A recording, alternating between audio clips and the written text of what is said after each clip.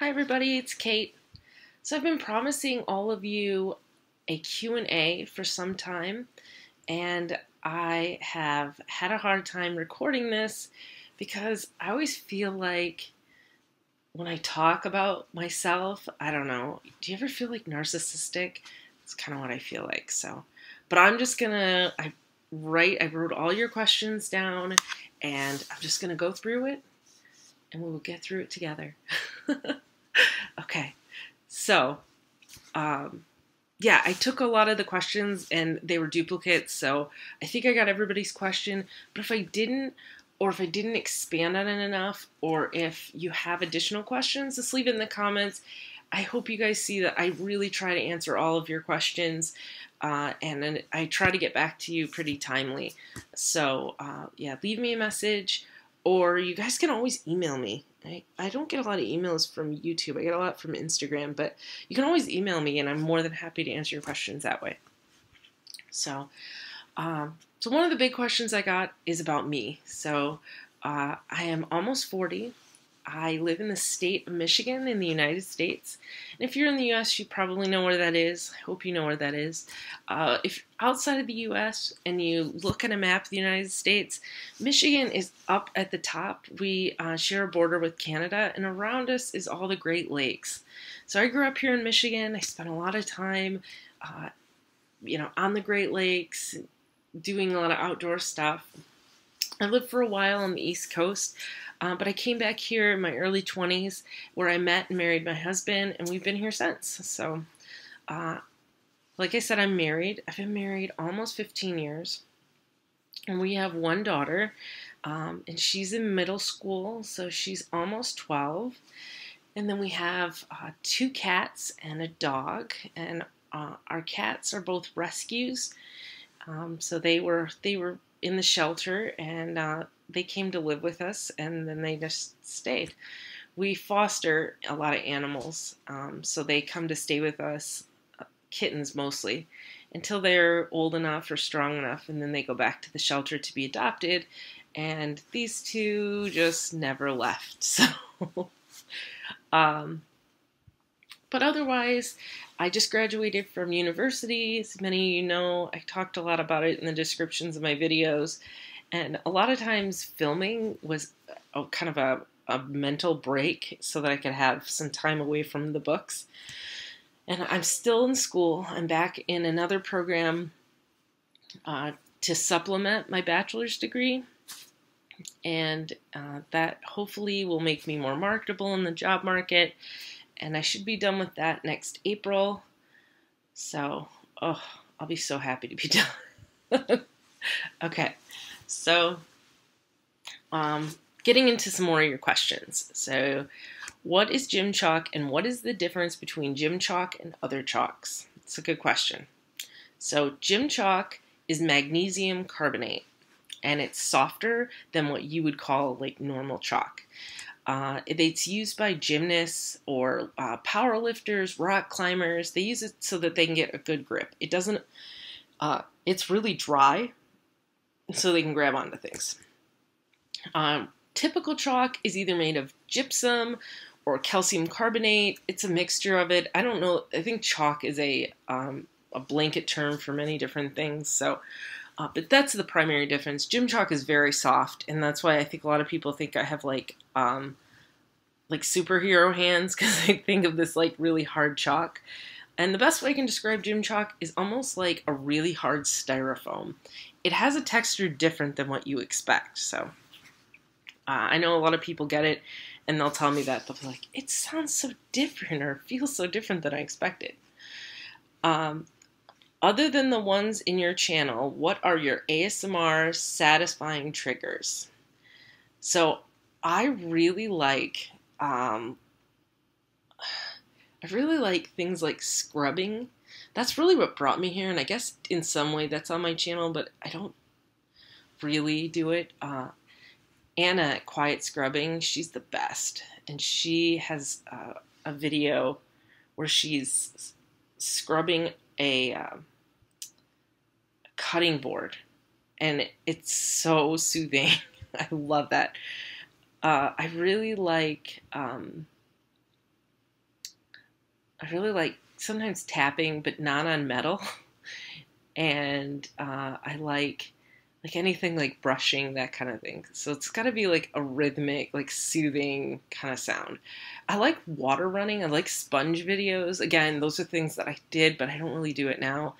I watch a lot of those, and I like the way that the water kind of cascades down, and it's soothing that way. I'm not really into whisper videos. I respect the work that they take to do those, but it's not something that usually I find soothing. So, are you playing with these powders from childhood, or are you doing it for only ASMR purpose? So that kind of goes to how I kind of started doing this. When I was pregnant with my daughter, I started developing what we call pica, and I would want to, and I felt I was going crazy, but I would want to eat like laundry powders or washing powders and Comet and Ajax. And I didn't do it, of course, but I mean, it was a real intense feeling, and I thought I was losing my mind. Like, what is wrong with me? And I later found out that I had an iron deficiency, and I got in some iron pills, and that really helped it, but it never really went away. And some of it at this point might be kind of, comforting. It's like soothing, but that's where it started. So I was in my late 20s when I first started doing this. I got into ASMR when I was on YouTube, and I was searching for Comet because my obsession with cleaners never left.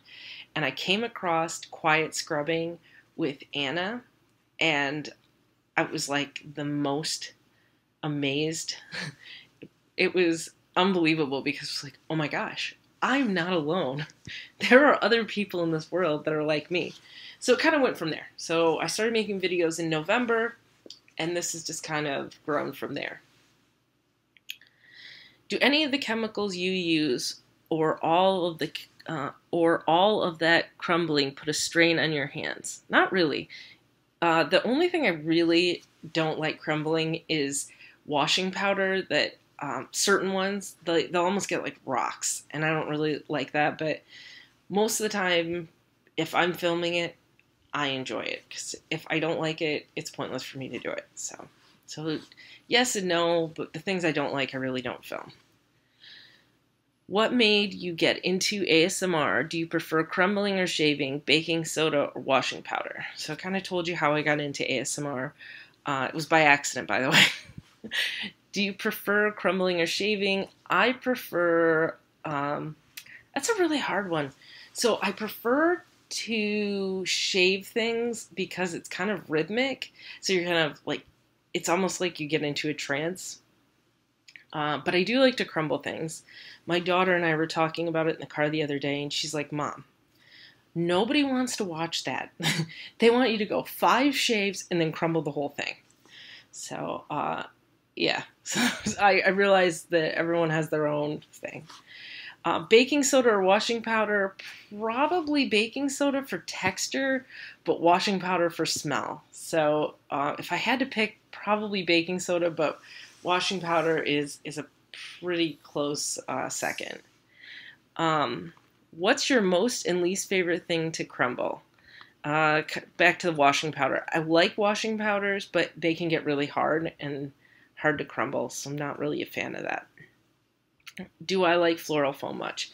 I like floral foam. I don't like dry. So in floral foam, there is dry floral foam and there is wet floral foam, or unsoaked. So I don't like dry floral foam. I do like unsoaked, so it's meant to be soaked in water, floral foam. But I'm not as good at it as a lot of people, so I make a few videos because I like it, and I have a ton of floral foam hanging around my house. But I kind of leave it to the experts. How did you tell your family about your ASMR addiction, and how did they react? My family, for the most part, was pretty accepting of it. My husband has been very good-natured. My mom and my sister both I think that they think I'm kind of nutty, but they've been relatively supportive of it. So, and then my daughter, she's my biggest critic, so I think she likes it. What are your favorite products to make paste with? Um, and also, what products are a must for ASMR trying to create content like yours?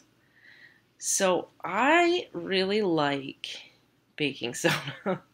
Baking soda works with anything. I like things that are calcium carbonate based. So some of those include Comet and Ajax or Bonami. There's a couple different ones. Then that's the primary. To me, baking soda is the best. I don't use liquid cleaners anymore because I've gotten pretty sensitive to it, and I also realized that I didn't need them to make the video, or to make the product. So I quit for the most part. So I have a lot of cleaners I clean my own house with, but I don't put them in videos anymore. Do you make chalk or do you buy them? So if you're talking about gym chalk, I buy those, the little squares. Sometimes I'll take different ingredients and make something that looks like chalk, but most likely that's calcium carbonate that I used. But you know, for if you're talking about gym chalk, those I buy at the store. What are your favorite mixes you've ever made? I really like baking soda and cornstarch mixes. It's hard to explain. I have one that I've made, but I haven't crumbled it yet. I'm really looking forward to it. It's a mixture. It's not as hard as just plain baking soda, and it's not as crumbly as just plain cornstarch. So if I had to pick, that's my favorite one right now. Where do you get chalk from, and is it edible? Okay, so I get all my gym chalk I buy on Amazon.com. Is it edible? Technically speaking, gym chalk is made of magnesium carbonate. That is edible, technically. But for those of you who want to eat it, I want you to keep in mind, this isn't made for consuming. It's not meant to be eaten. So while the base ingredients are technically safe to eat, we have no idea what kind of bonding agents they use, or what kind of, if it's done in a sterile setting. So something to put on your hands might be safe, but no, we have no idea what is in that, or if there could be additional chemicals. So I never recommend people eat any, and I know that's a common trigger for pica, and I don't judge those people, but I strongly advise you to not eat chalk unless it's an FDA approved edible product. Tums are calcium carbonate, things like that. But sidewalk chalk and things, there's so many ingredients in there that are not meant to be consumed. I just strongly recommend people don't do that. Sorry, that's mom and me. Do you have any tips for a beginner ASMRist? I would suggest that it's a lot of work, especially when you're beginning, because it's hard to find people to view your videos. Reach out to bigger accounts and ask for tips. I have no problem. I appreciate when people, or I guess appreciate isn't even the right word. I feel a lot of gratitude that people would ask me for that advice. So I don't mind ever helping a little account. What I really don't like is when they ask for shout outs where they want me to promote their page. I do promote people on Instagram occasionally, but it's only because I want to do it. The quickest way for me not to do it is to ask me to do it. So no. So be diligent, post often, Be kind, be interactive, because people are only, you have to be more than just videos. You have to be approachable. And if you're not approachable, it's the, what's the point? So, how do you make the baking soda crumble so soft and powdery? So a lot of times those aren't made with water, they're made with pressure. So they sit under pressure a long time. So when you crumble them, they just kind of fall apart. Also, can there be a day when you take all of your old powder creations or crumbles and make a giant paste from them? I've done that before. In fact, there's a video where I did that, and I left it to dry, and I never got to crumble it because I was getting ready to, and I had it sitting under my desk for like a month, letting it dry. And I pulled it out, and I'm like, all right, today's the day I'm going to do it. And I set it up on top of my desk, and then it flipped over and fell everywhere. So I've done it before. I'll try to do it again. When did you first start making mixes and doing powder play? I said it earlier, but it was November of 2017. I first started my obsession, though, in the spring and summer of 2006. What is your favorite laundry powder? Ariel is probably my favorite. I like to say that angels must smell like Ariel because it is the most glorious smell I've ever had. Do you like Comet or Ajax better? I like the smell of Comet better than Ajax, but I like the color of Ajax better than Comet. Do you like shaving or crumbling? I said that before, but shaving because it's more rhythmic, but crumbling ends too quickly is what it is. It's like it's over too fast, so shaving is slower. Do you like gritty or soft powders? It depends on my mood. I don't like really hard textures, but I do like gritty textures that I can crumble easy with my hands. Do you or do your video is at night? Oh, do I do my videos at night or in the morning? It depends. I try to never ask my family to be quiet or stop what they're doing in order to accommodate me filming these videos. So usually it's at night after my daughter's gone to bed, or it's in the morning after my daughter's gone to school. So usually at night, most likely. Part of the reasons why you don't usually see natural light. I also live in the city, so it's hard for me to film outside. Do I like gym chalk or school chalk better? I would say from the amount of videos I make of gym chalk, it's probably gym chalk. And which Instagram account of yours is favorite? Is my favorite. So that'd be like picking my favorite kid. Powdery Crunches is probably always going to be my favorite, and it's probably going to be her because she was the person who really took me under her wing and really taught me a lot about Instagram. So I didn't use the platform for myself even before I went on there. I used Facebook, but I never really got into Instagram. So I have to really thank her because she really helped me do a lot of things on Instagram. But there's a lot of accounts. And I'm going to do a favorites in another video, so that's coming. Favorite crumble to make out of all the crumbles you have made? I would say, without using calcium carbonate, so things that are based in cleansers. I like anything with starch, so if you mix starch and baking soda, it works really well.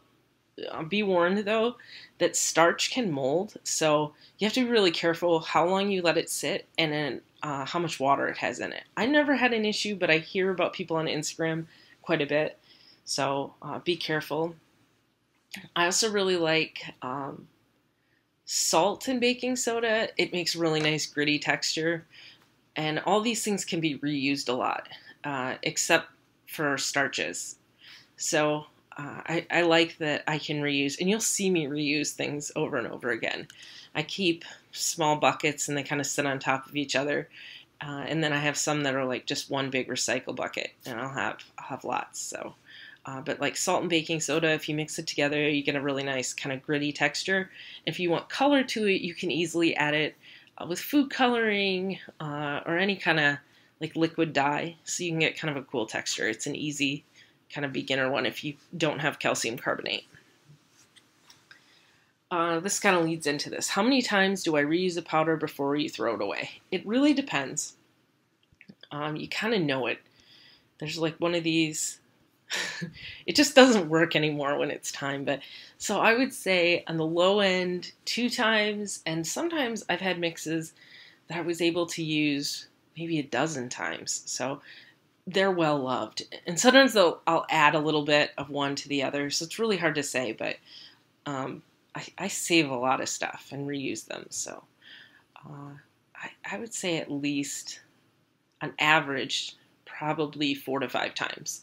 So, and you'll know when I have like a big purge, because the garbage bag, the poor garbage man, gets a workout when he comes to my house. So, but I usually kind of purge everything like every 2 months and kind of start over. So, what are your ASMR pet peeves? I don't have a lot of big ASMR pet peeves. I don't like when there's a ton of background noise. I don't mind a little bit, but I was watching a video earlier that I swear to goodness they were at a roller skating rink. Like music, and there's kids screaming, and there's like things rolling. I don't like that. I don't like people who want to claim that they were the first at anything. I found that there are virtually 99% of the time, if someone tells you they were the first to do X, they're full of it. Because the people who really were first aren't the people who ever say that. So accounts that say that they were the first at anything, they're usually wrong, and it just annoys me. Other than that, I really don't. It's annoying in the comment section when people don't ask you to do something, they tell you, or they tell you you shouldn't do something ever again. Like, I don't mind criticism. I don't mind constructive criticism, but it's all in how you word it. So say nice things. Speak to me how you would want to be spoken to. So if you have a request, ask in the form of a question. Otherwise, like I said, I really don't have a lot of pet peeves. So I think that's all my questions for now. If I missed anybody's question, I have another video coming, and I already talked to several creators about including their videos. So I'm going to have a favorite account on my favorite YouTube accounts, and I think I'm going to split it and also have some Instagram accounts in there, because a lot of my favorite people aren't on YouTube. So, and if you guys ever want to, I do a live video usually once or twice a week on Instagram where I make stuff kind of live. If you are interested in watching one of them, email me, and I'll let you know when I'm going to be live, and you can watch it, and we can make something together. So I just want to really thank everybody for sending in their question. And I always love your comments, and I read every single comment, and I try to leave at least some reply to your questions or heart the message. So if you guys need anything, always reach out to me, and I will try to accommodate your requests. And I'm going to post this in one take because I am socially awkward. I don't like the sound of my own voice. So I hope I answered all your questions. And I